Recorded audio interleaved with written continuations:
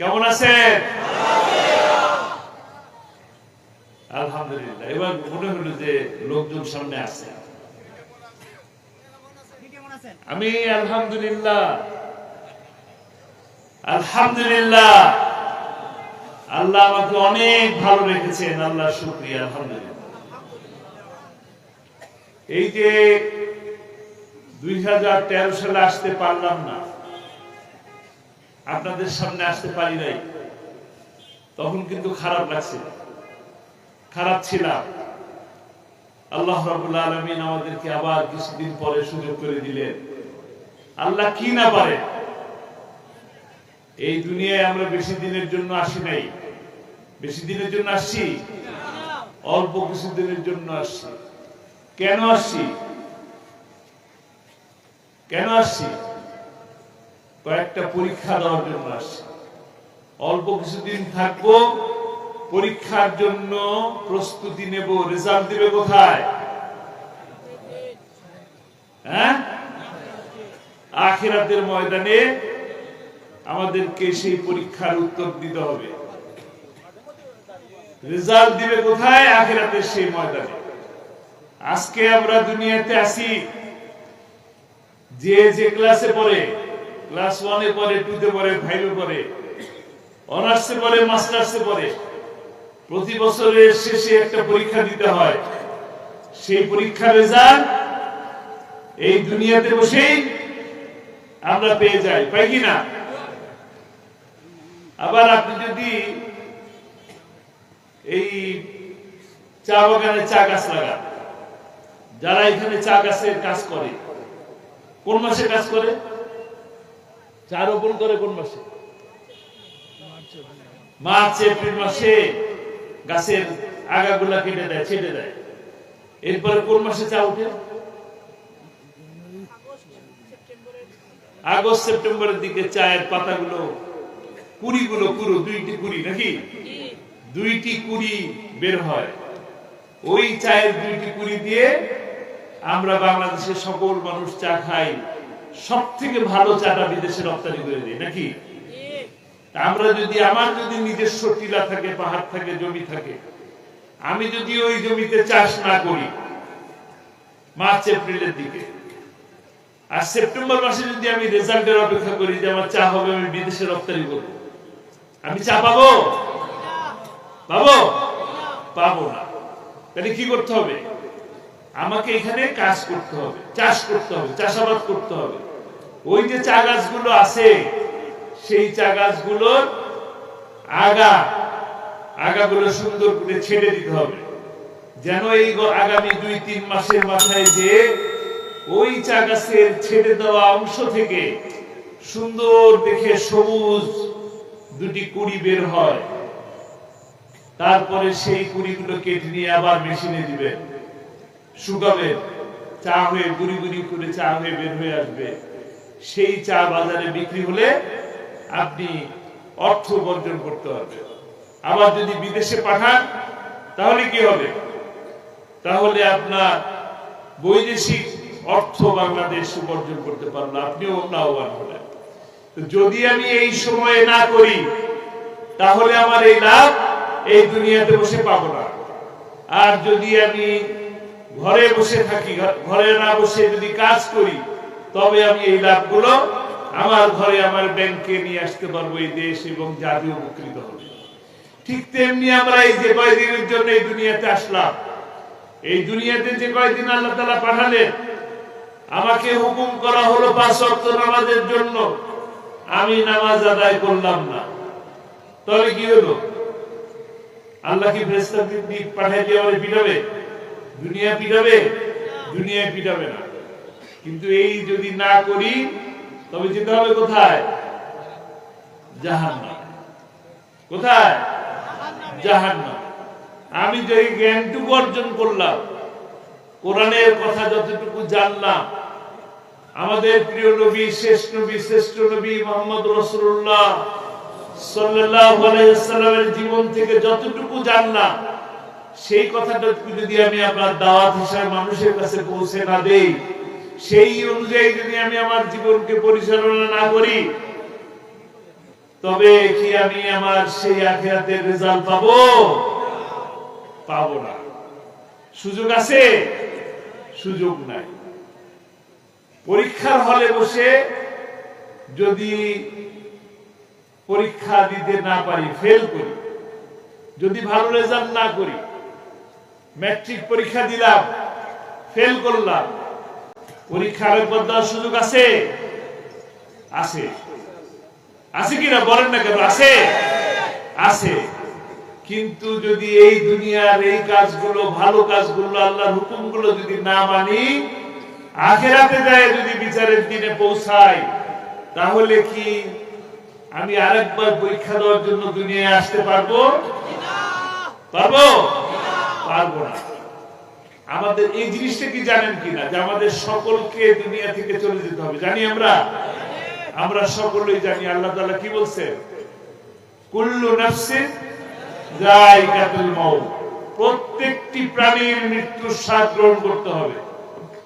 প্রতিটি ব্যক্তিকে প্রশ্নের সম্মুখীন হতে হবে। মারা যাব, কবরে যাব, প্রশ্ন হবে মান রব্বুকা, হবে? সবাই জানি? জানি? কথা বলে জানি? আচ্ছা, এই দেশে যখন পরীক্ষা হয়, পরীক্ষার প্রশ্নপত্র ফাঁস হয়ে গেলে কি হয়?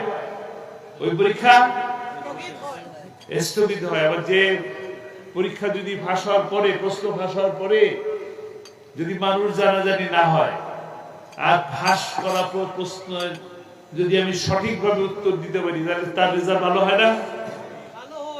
আল্লাহ তো আমাদের প্রতি অনেক দয়া করেছেন, মায়া করেছেন, করুণা করেছেন, যে সমস্ত প্রশ্নই আউট করে দিয়েছেন। দিচ্ছেন কিনা? তাহলে আমরা সেই অনুযায়ী জীবনটা চালাতে পারতেছি কিনা?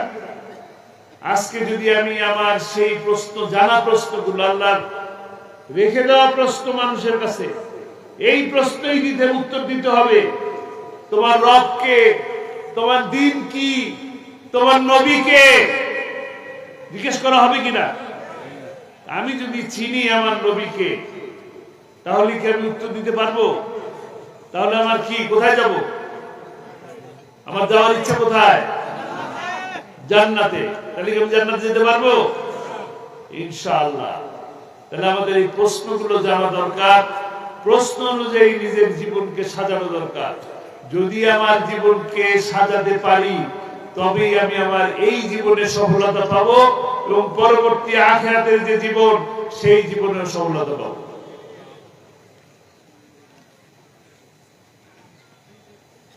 সফল হওয়ার জন্য কাজ কি? সফল হওয়ার জন্য কাজ হলো আল্লাহর হুকুম মানা। আর কোন কাজ আছে? কিছু নাই, কিচ্ছু নাই। দুনিয়াতে যদি আপনি অনেক টাকার মালিক হন, আর যদি আল্লাহর হুকুম না মানেন, তাহলে কি হয় জানেন? একটা দৃশ্য দেখায় দেব, উদাহরণস্বরূপ আমরা চিনে যাবে, বলার সাথে সাথে চিনে যাবে। একজন অনেক টাকার মালিক, বাংলাদেশে প্রচুর টাকার মালিক, এত টাকার মালিক যে মানুষজন বলে দরবেশ। চিনেন? চিনেন? আল্লাহর হুকুম মানেন নাই, কোরআনের পক্ষের মানুষের বিপক্ষে ছিল নাকি? ইসলামের বিপক্ষে ছিল। রেজাল্ট কি দুনিয়ার বাসী আপনারা কি দেখছেন?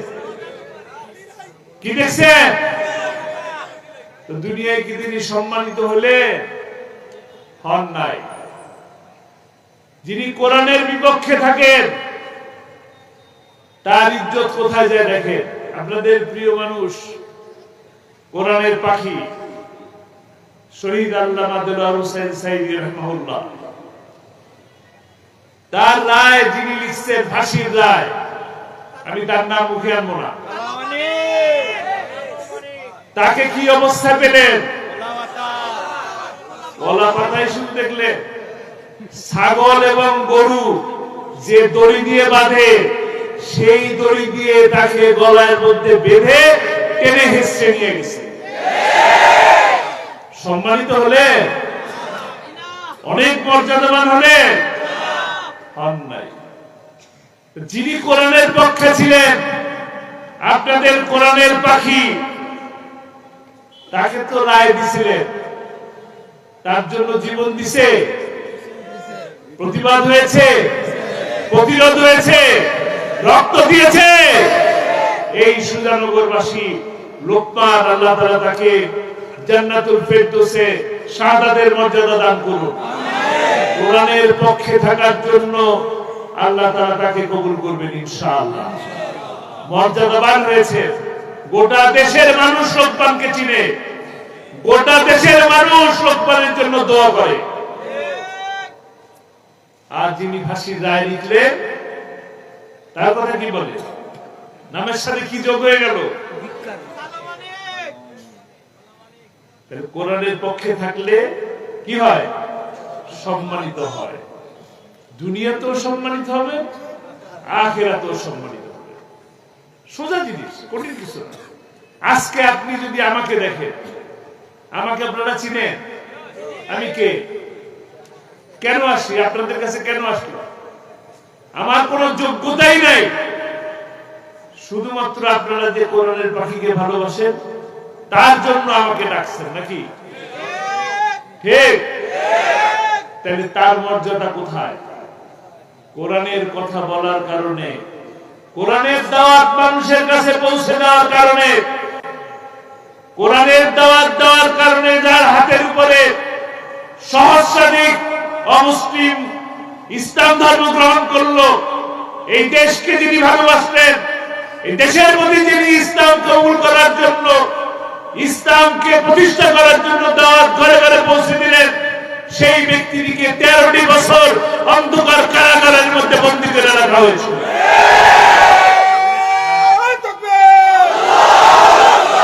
তাতে কি তার মর্যাদা কমে গেছে না বেড়েছে?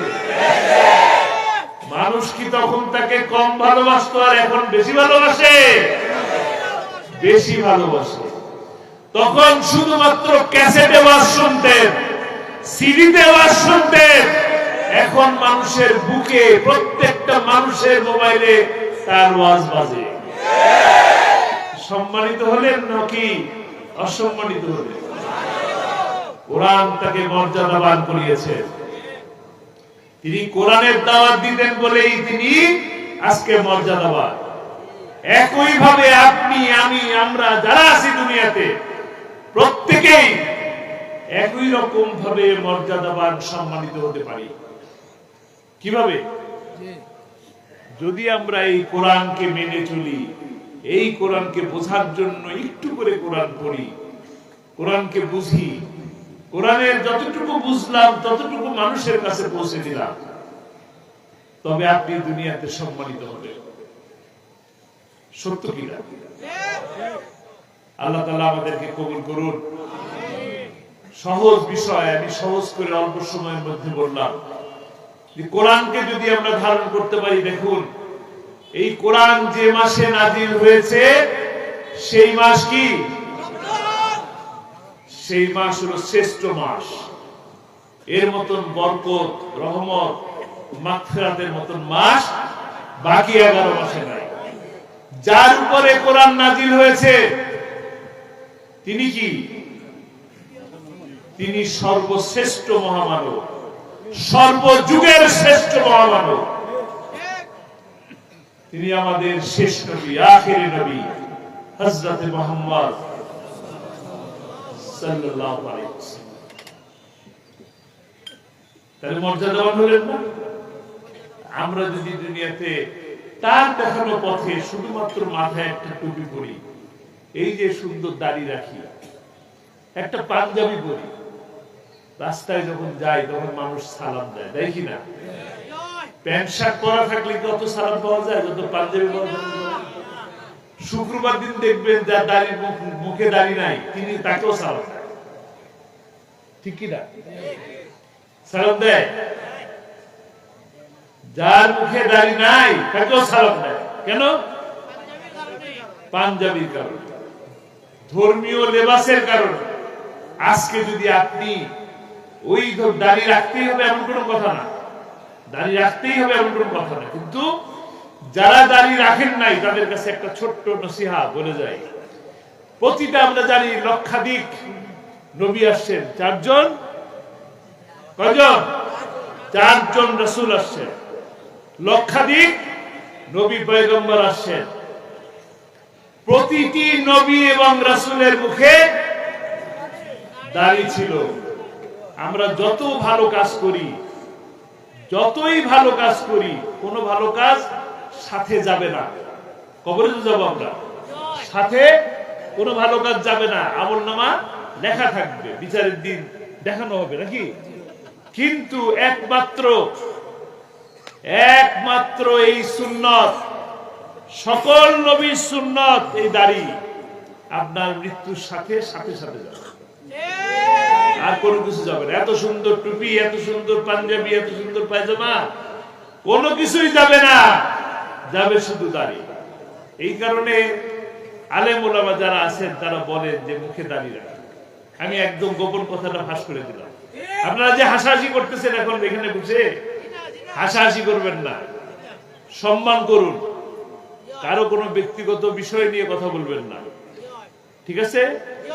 আচ্ছা, এখন কথা হলো যে আমরা দুনিয়াতে যদি সম্মানিত হতে চাই, তাহলে আমরা কোরআনকে বুঝতে হবে, কোরআন অনুযায়ী জীবনকে গঠন করতে হবে। আপনাদের প্রিয় কোরআনের পাখি, তাকে কি আপনারা ভালোবাসেন? কিরকম ভালোবাসেন?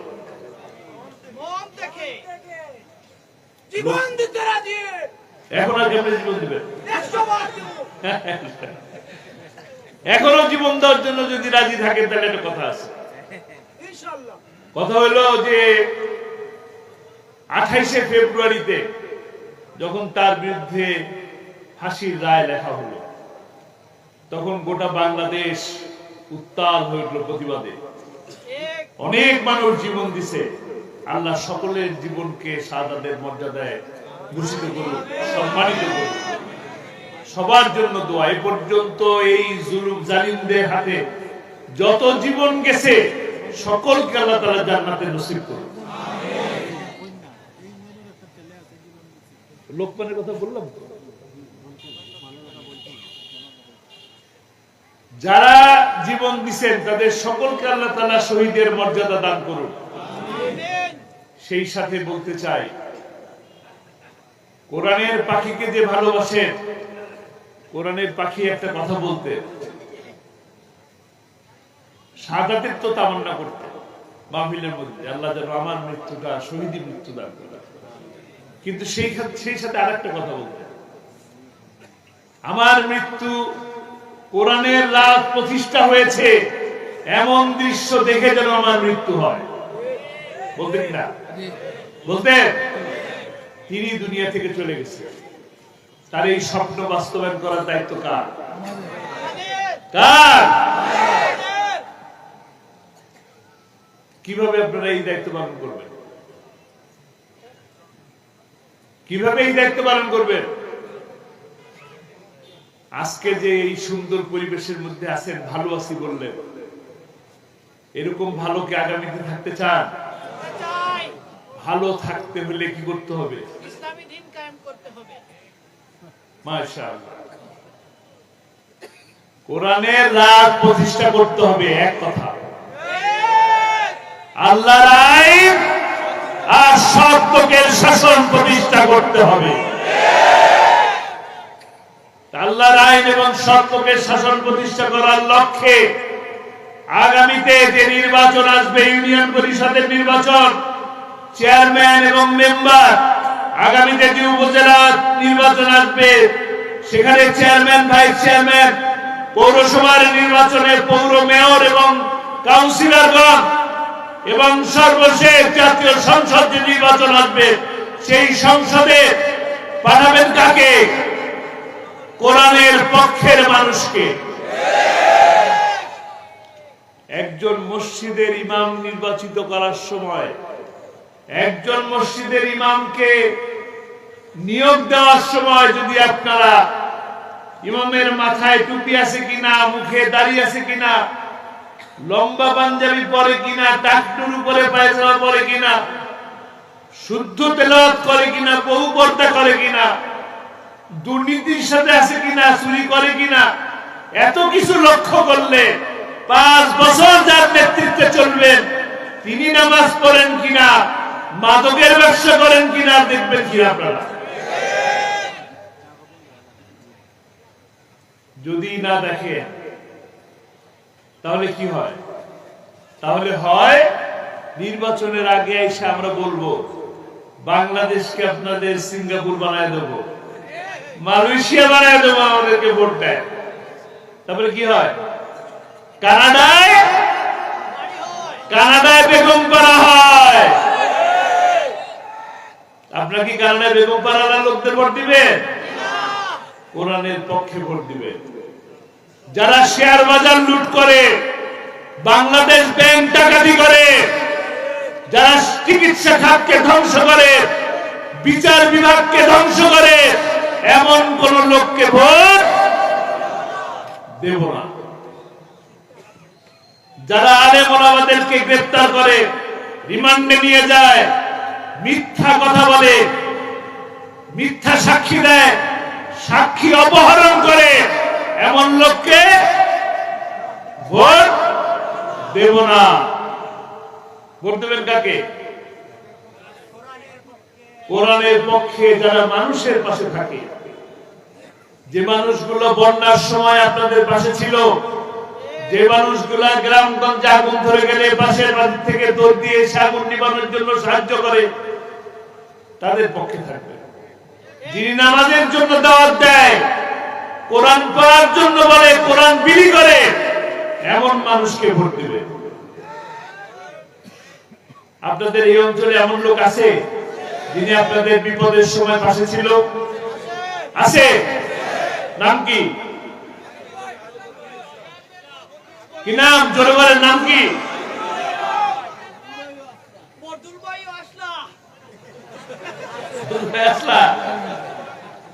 কোন জায়গায়? উপজেলায়? ইউনিয়ন? এই দেখেন, দেখছেন? আলহামদুলিল্লাহ, আমি অনেক সৌভাগ্যবান, সব জনপ্রতিনিধিদের সাথে আছি, আলহামদুলিল্লাহ। তো কোরআনের পক্ষে থাকবেন, ওনারা কোরআনের পক্ষে আছে, কোরআনের পক্ষে থাকবেন। আমি তো জানি আমাদের এই এলাকায় আমার এক প্রিয় ভাই আছে, কি? এই তো আমার খুব পছন্দের মানুষ, আমার বন্ধু মানুষ, দীর্ঘ অনেক বছর একসাথে পথ চলেছি। নেতা কি আছে? নেতার নাম কি? আগামীতে আমরা আমিন ভাইয়ের পাশে থাকবো ইনশাআল্লাহ। যে পার্লামেন্টে 1996 সালের 12 জুনের নির্বাচনের পর প্রথম আপনাদের কোরআনের পাখি আল্লামা সাঈদী সংসদে প্রবেশ করলেন, সভাকক্ষে প্রবেশ করে দেখলেন সংসদ সদস্যরা স্পিকারকে মাথা ঝুঁকিয়ে, মাথা নত করে প্রবেশ করতেছেন, আবার বের হওয়ার সময় মাথা নিচু করে বের হচ্ছে। এই দৃশ্য দেখার পরে আল্লামা সাঈদী কি করলেন? পরের দিন বিল উত্থাপন করলেন, মুসলমানরা কারো কাছে মাথা নত করতে পারে না।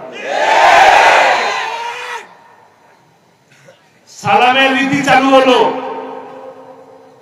সংসদে প্রবেশ করার সময় সালাম দিয়ে ঢুকবেন এবং সংসদ থেকে বের হওয়ার সময় সালাম দিয়ে বের হবে। এই সওয়াব কি শুধু আল্লামা সাঈদীর হলো? যারা তাকে ভোট দিয়েছিলেন, যারা তাকে সহযোগিতা করেছিলেন, তারা সকলেই কিয়ামত পর্যন্ত যতদিন এই আইন থাকবে ততদিন এই সব তাদের নামে জারি থাকবে। আল্লাহ অনেক মেহেরবান, তার অসীম ভান্ডার, তিনি দিতেই থাকেন, দিতেই থাকেন। একটা গুনাহ করলে একটাই গুনাহ হয়, কিন্তু সওয়াব করলে দ্বিগুণ দ্বিগুণ বাড়তেই থাকে। আমরা ভালো কাজ বেশি বেশি করবো ইনশাআল্লাহ। এখন কোরআনের পাখিকে 13 বছর বন্দী করে রেখে কিন্তু তারা ক্ষান্ত হন নাই। ক্ষান্ত হয়েছে? কোরআনের পাখিকে মিথ্যে কথা বলে, মিথ্যে তো মামলা, পৃথিবীর নিকৃষ্টতম মিথ্যা মামলা। সেই মিথ্যা মামলায় তাকে 13 বছর বন্দী রাখা হবে। 13 বছর বন্দী রেখে 13 বছরের মাথায় এসে যখন তারা বুঝতে পারলো যে আর ক্ষমতায় থাকা যাবে না, হয়তো কিছুদিনের মধ্যেই পালায় যেতে হবে, তখন তাকে চিকিৎসার নামে হাসপাতালে নিয়ে এসে ইনজেকশন পুশ করে তাকে হত্যা করা হয়েছে। আমরা অত্যন্ত সুন্দর মিষ্টি মধুর একটা হাসি দেখেছি, যে হাসি দেখে আমরা বুঝেছি যে 13 বছর যে জুলুম করেছো, যে নির্যাতন করেছো, এই নির্যাতন সাইদি ভয় পায় না।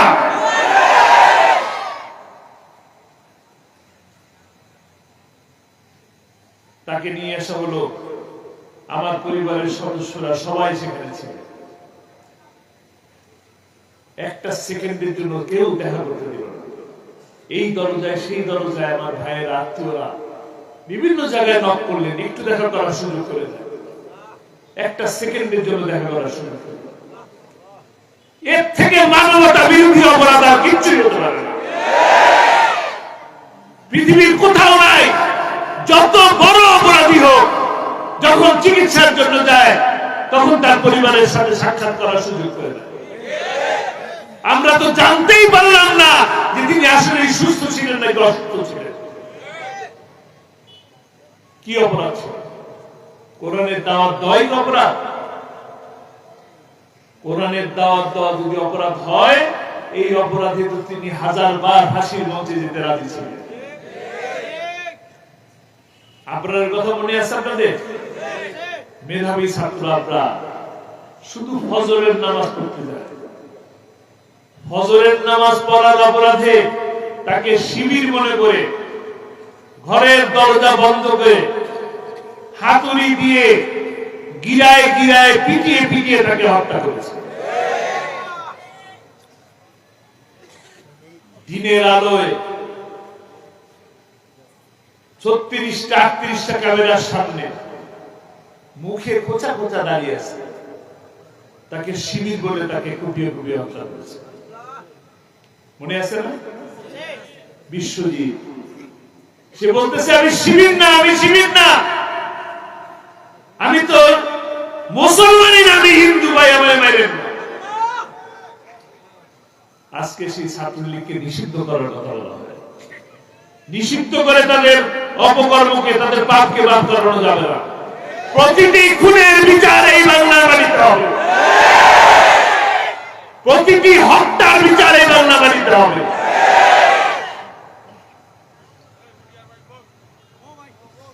এই সিলেটের মাটি শাহজালালের মাটি, এই বাংলার মাটি শামুকদুমের মাটি, শাহপরানের মাটি। ইসলাম বিরোধীদের স্থান হয় না। আল্লামা সাইদি বলছিলেন না, আমাদেরকে বলো মৌলবাদী, আমরা হলাম মূলবাদী। 12 কোটি মুসলমান বাড়াবাড়ি করলে মূল ধরে ধাক্কা দেবে, এক ধাক্কায় কোথায় পড়ছে? মামু বাড়ি গেছে। সেই মামু বাড়িতে আছেন, ভালো থাকে নাকি? আমরাও ভালো আছি, আপনি নাই, আমরা কিসে আছি? আপনি সেখানে আছেন, ভালো থাকে, আবার করে চট করে চলে আসবে। চট করে কি আসবে? চট করে আসলে কি করবে? চট করে আসলে কট করে ধরবেন, চট করে ধরে কট করে ধরে জট করে ট্রাইব্যুনালে পাঠিয়ে দিবেন। যে ট্রাইব্যুনালে আল্লামা সাইদিকে প্রতিটি দিন এইভাবে কোরআন বুকে নিয়ে প্রিজন ভ্যানে রোদে বৃষ্টিতে দাঁড়িয়ে থেকে নিয়ে এসেছেন, সেই ট্রাইব্যুনালে আপনাকে বিচার করা হবে।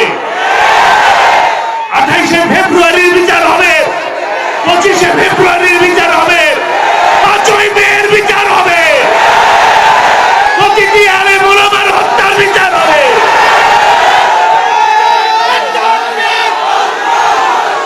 ইসলামের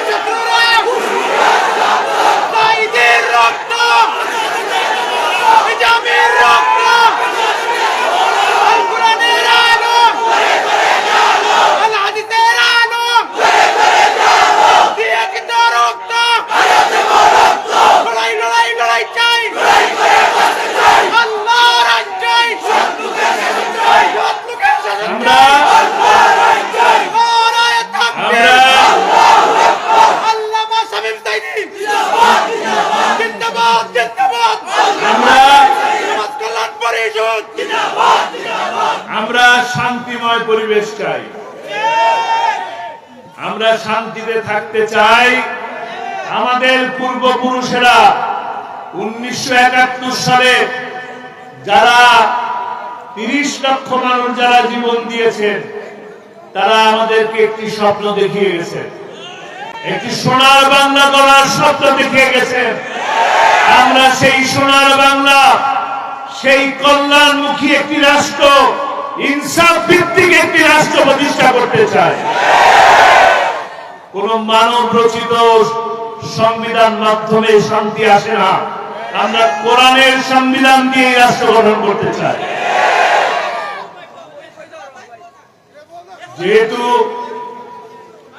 যেহেতু হত্যার বিচার হয় না, 28শে ফেব্রুয়ারি যে মানুষগুলোকে মারা হলো, 28শে অক্টোবরে যে মানুষগুলোকে মারা হলো, রাজপথে লগি বৈঠা দিয়ে পিটিয়ে পিটিয়ে সাপের মতো করে হত্যা করলো, নৃত্য করলো, তার বিচার হয় নাই। আমরা সেই হত্যার বিচার চাই। সুজানগরবাসী, আপনারা কি লোকমানের হত্যার বিচার চান? আপনারা লোকমানের হত্যার বিচার আমরা চাই।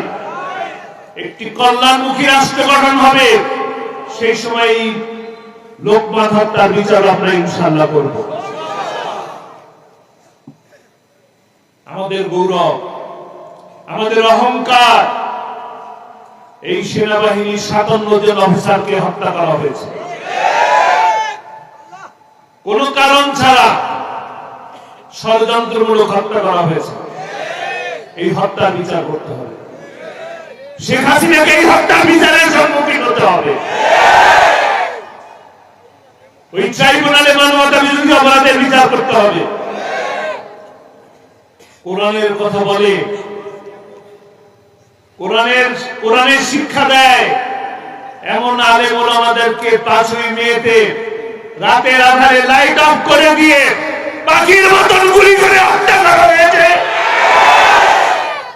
হাজার হাজার মানুষকে হত্যা করা হয়েছে। তার বাপের টাকা নয়, এই গুলিগুলি আমাদের ট্যাক্সের টাকা। প্রতিটি ট্যাক্সের টাকার বিচার করতে হবে। টাকার উপর ছবি থাকলেই বাপের টাকা হয় না, হয় না। এটা কারো বাপের টাকা নয়, এটা কারো বাপের দেশও নয়।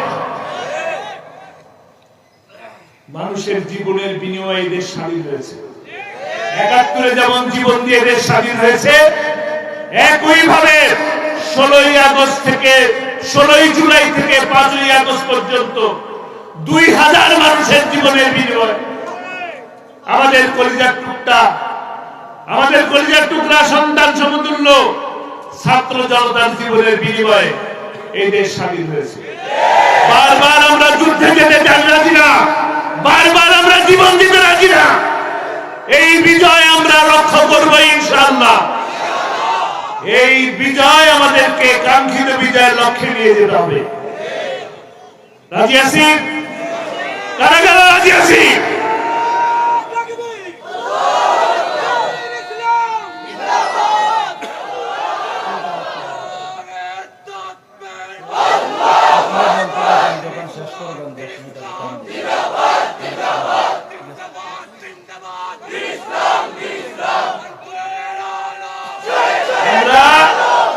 কাঙ্ক্ষিত লক্ষ্যের দিকে এগিয়ে যেতে চাই। আমরা ভালো আছি, ভালো থাকতে চাই। আমরা শান্তিতে আছি, শান্তিতে থাকতে চাই। কোন ষড়যন্ত্র আমরা সহ্য করব না। চিন্ময়ের ষড়যন্ত্র আমরা চিনে গেছি, চিন্ময়ের ষড়যন্ত্র আমরা জেনে গেছি। সাবধান করে দিচ্ছি, সহ্য করেছি, ধৈর্য করেছি। আমরা কিন্তু ধর্মকে অবলম্বন করি না, ধর্মকে হাতিয়ার করি না। আপনার ধর্মকে আমরা শ্রদ্ধা করি, কিন্তু আপনি মানুষ হিসাবে অন্যায় করবেন, আমরা সে অন্যায় মেনে নেব না। আপনাদেরকে আমরা দেখে শুনে রাখি, ভালো রাখার জন্য চেষ্টা করি, কিন্তু অন্যায় করবেন, বিচারের মধ্যে যাবেন। ঠিক আছে? যে দেশে আল্লামা সাঈদীর মতন কোরআনের পাখিকে বছরকে বছর জেলে রেখে দিতে পারেন, চিন্ময় আরো বেশি জেলে থাকবে। বিচার হবে, বিচার থেকে কেউ রক্ষা পাবেন না। ন্যায় বিচার হবে, একদম ন্যায় বিচার হবে। কোন সাক্ষীকে অপহরণ করা হবে না, বিদেশ থেকে প্রেসক্রিপশন নেওয়া হবে না। কিভাবে বিচার হবে? তার জন্য বেলজিয়াম থেকে প্রেসক্রিপশন আসবে না, এসকাইবি হবে না, বিচার হবে ইনশাআল্লাহ।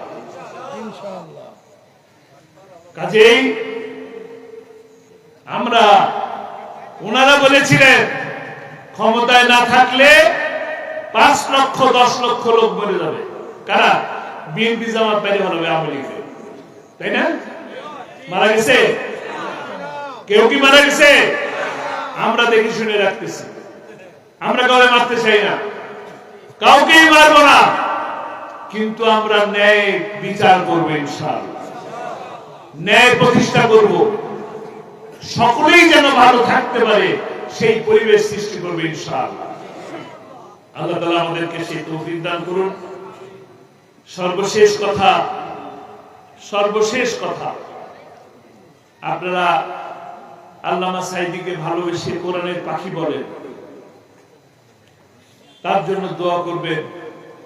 আল্লাহ রাব্বুল আলামিন তাকে যে মান মর্যাদা সম্মান দান করেছেন, মানুষ যে তাকে কোরআনের পাখি বলে, আল্লাহ যেন তার এই খিদমতটুকু কবুল করে তাকে যেন শাহাদাতের মর্যাদায় জান্নাতের সবুজ পাখি হিসেবে কবুল করে নেন।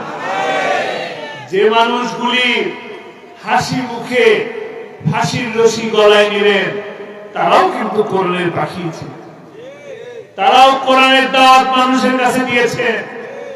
শুধু কোরআনের দাওয়াত দেওয়ার জন্য, কোরআনের রাজকে প্রতিষ্ঠা করার জন্য তারা ফাঁসির মঞ্চে গেছে। যদি তারা ৭১-এর লুটেরাই হবে, ছোট্ট একটা প্রশ্ন, যদি তারা ৭১-এর লুটেরা হবে, যদি তারা ৭১-এর ধর্ষক হবে, যদি তারা ৭১-এ মানুষের বাড়িতে আগুন দিয়ে থাকে, হত্যা করে থাকে, তাহলে ৭২-এর পর থেকে তারা কেন ধর্ষণ করতে পারলো না? তারা কেন 2001 সাল থেকে 2006 সাল পর্যন্ত মন্ত্রী হওয়ার পরেও 1 টাকার দুর্নীতির মধ্যে যেতে পারলেন না? তাদের আগের যে ঘর, টিনের ঘর, 5 বছর ক্ষমতায় থাকার পরেও তাদের সেই টিনের ঘরই রয়ে গেল। কেন তাদের মালয়েশিয়ায়, কানাডায় বেগম পালা হলো না? তারা কি সৎ মানুষ ছিলেন? কি ছিলেন না? তারাই কিন্তু ইসলামী ব্যাংক বানিয়েছিলেন। ইসলামী ব্যাংকের মাধ্যমে গোটা বাংলাদেশের অর্থনৈতিক উন্নয়ন সৃষ্টি করেছিলেন। তাদের কাছ থেকে ছিনিয়ে নেওয়ার পরে ইসলামী ব্যাংকের অবস্থা কি হয়েছিল?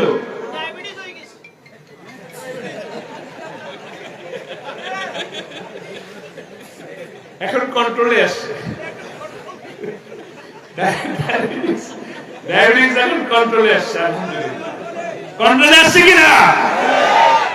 তাদের যাওয়ার সাথে সাথেই কন্ট্রোলে এসে গেছে, আলহামদুলিল্লাহ। কাজেই কোরআনের পক্ষে যে মানুষগুলা থাকে তাদের বিপদ আসে, পরীক্ষা আসে।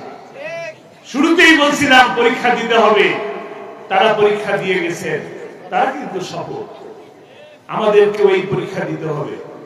এই পরীক্ষা দিতে পারলে আমরা সেই শেষ জীবনে, যাওয়ার তো সময় হয়ে গেছে নাকি, যে কোনো সময় আল্লাহর ডাক আসতে পারে। যখনই ডাক আসবে তখনই যেন চলে যেতে পারি কলেমাটা মুখে নিয়ে। আর ওই বিচারে যেন আমরা সহজ প্রশ্ন হয়, আল্লাহ যেন মাফ করে দেন। আল্লাহ আমাদেরকে কবুল করুন। যে কথাগুলো বললাম সেই কথাগুলো আমাদেরকে পালন করার, বুঝে পালন করার তৌফিক আল্লাহ তাআলা দান করুন। সেই সাথে যে স্বপ্নের কথা বললাম, আল্লামা সাঈদীর স্বপ্ন, কোরআনের রাজ, এটা আমাদেরও স্বপ্ন। এখানে যারা বসে আছেন আমাদের সকলের স্বপ্ন, আমাদের সকলের স্বপ্ন কোরআনের রাজ প্রতিষ্ঠা হয়েছে। এই দৃশ্য দেখে আল্লাহ তাআলা আমাদেরকে দুনিয়া থেকে নিয়ে যাবে। এটা যদি শুধু চোখের পানি ফেলে কাঁদতে থাকি তাহলে কি রাজ কায়েম হবে? আমাদের চেষ্টা করতে হবে না? আমরা চেষ্টা করতে রাজি আছি? রাজি আছি? আল্লাহ এই হাত দুটোকে কবুল করুন ইনশাআল্লাহ। আল্লাহ তাআলা আমাদেরকে কোরআনের রাজ প্রতিষ্ঠার জন্য যার যার স্থান থেকে কাজ করার তৌফিক দান করুন। কোরআন পড়ি, কোরআন বুঝি, কোরআন দিয়ে নিজেকে, নিজের পরিবারকে, নিজের সমাজকে গঠন করি। আল্লাহ তাআলা সেই তৌফিক আল্লাহ তাআলা দান করুন। ওয়া তৌফিক ইল্লা বিল্লাহ। আসসালামু আলাইকুম ওয়া রাহমাতুল্লাহি ওয়া বারাকাতুহু। আপনাদের প্রধান বক্তা এখনো আসেন নাই, আর আপনারা কি চান যে এইরকম মাহফিল আবার হোক? চান? আবার আগামী বছর আমি আসি, এটা কি চান? আরো বড় আলেম আসুক, এটা চান? চান? তো যদি চান, এই মাহফিল করতে গেলে অনেক ঋণের বোঝা মাথার উপরে চলে আসে। আপনারা মেহেরবানি করে ঋণ যেন না থাকে সে ব্যবস্থা করুন।